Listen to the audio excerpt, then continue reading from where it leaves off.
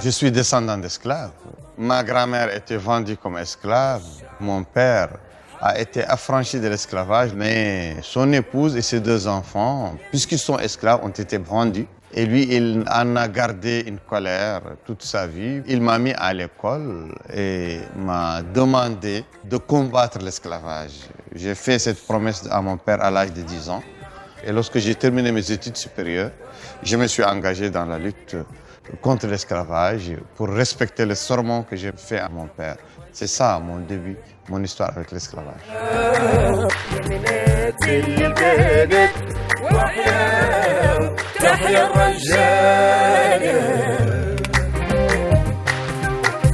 Aujourd'hui, être esclave en Mauritanie, c'est quelqu'un qui est né propriété d'une autre personne.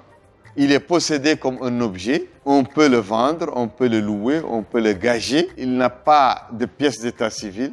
Il travaille sans repos, sans salaire. S'il est une femme, il est susceptible d'être violé par son maître, le fils de son maître, l'employé de son maître ou même l'étranger de passage de son maître. C'est ça l'esclave en Mauritanie.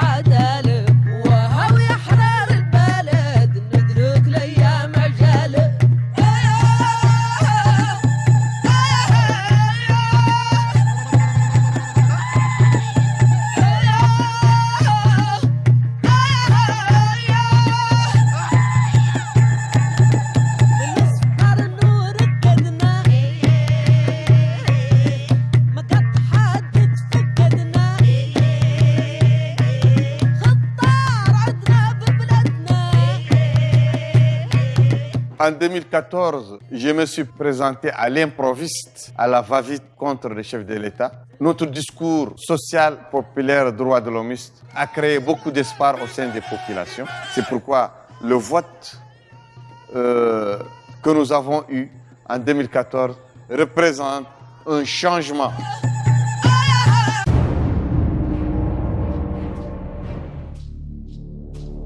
Biram Dahabé a passé sa première nuit en prison. Le leader anti-esclavagiste a été inculpé dans une affaire d'agression présumée d'un journaliste. Candidat aux législatives de septembre, ses partisans crient à l'intimidation du pouvoir. Quels sont les faits En août-septembre passé, ce qui m'a valu d'être emprisonné, empêché de faire la campagne, alors que j'étais candidat tête de liste nationale de notre parti, le parti Sawab. J'ai passé toute la campagne et 5 mois de plus en prison. Et j'ai été élu député en prison.